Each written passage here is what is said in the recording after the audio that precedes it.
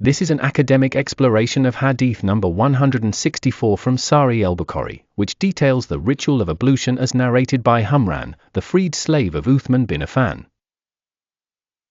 The Hadith provides insight into the process of ablution as carried out by Uthman, and subsequently exemplified by the Prophet Muhammad, peace and blessings be upon him. The narrative begins with Humran observing Uthman bin Affan as he engages in the ritual of ablution, an essential aspect of Islamic practice aimed at attaining physical and spiritual cleanliness before prayer. Upon requesting a tumbler of water, Uthman initiates the process by thoroughly washing his hands 3 times. This initial act signifies the need for cleanliness in preparation for the sacred duty of prayer. Following this, Uthman proceeds to immerse his right hand in the water container, a gesture underlining the significance of purity, which is to be extended to the rest of the ablution process. Uthman's subsequent actions reflect a systematic approach to cleansing, resonating deeply with key Islamic principles of order and devotion.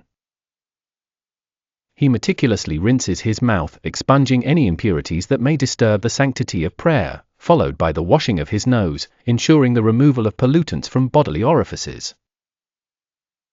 Uthman's attentiveness is further exemplified as he washes his face thrice, adhering to the trifecta cleansing tradition. The ritual culminated with the washing of the forearms up to the elbows 3 times, passing of wet hands over the head, and finally, washing each foot thrice.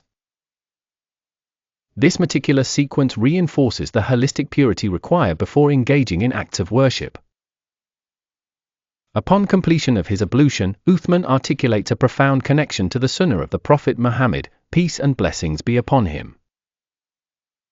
He conveys that the methodology he employed is a direct reflection of that practiced by the Prophet himself, thus not only validating his own actions but also reinforcing the practice's spiritual and traditional authenticity.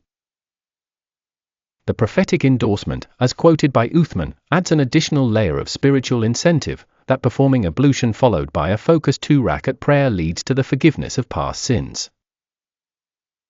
This hadith is an indispensable insight into the ritualistic purity practices within Islam. It elucidates both the methods and spiritual implications of ablution, an act that transcends simple cleanliness and becomes a conduit for spiritual fulfillment and solace.